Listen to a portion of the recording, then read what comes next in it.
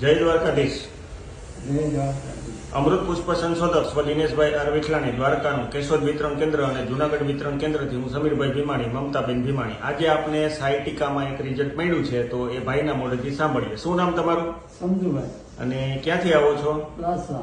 અને શું તકલીફ માટે અમૃત પુષ્પ લઈ ગયા હતા આ પગની આગળ ડોક્ટર કે આ 60 કહેવાય રગ દુખતી એ મટી ગયું અને કોને તકલીફ હતી?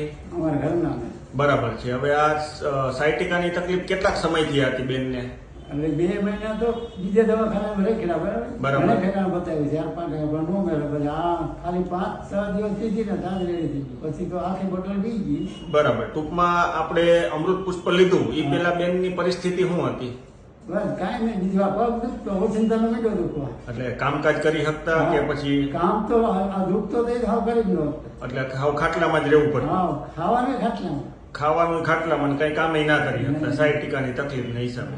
પછી એક બોટલનો કોર્સ પૂરો થયો ને? હા, એક બોટલમાં કેટલું રિઝલ્ટ છે બેનને અત્યારે? અત્યારે હાવ રેડી. હાવ. ખાવ નથી એમાં. ટૂંકમાં જે સાયટિકાની તકલીફ હતી 100% એક જ બોટલમાં રેડી થઈ ગઈ. બાકી કમળનો દુખો થઈને પહેલેથી તો દુખે છે. હા, એમાં કામ કરે પણ ટૂંકમાં જે હાલવા ચાલવાનું બધું બંધ થઈ ગયું એ બધું હાવ એકદમ ઓકે થઈ ગયું. દ્વારકાધીશની કૃપા થઈ ગઈ.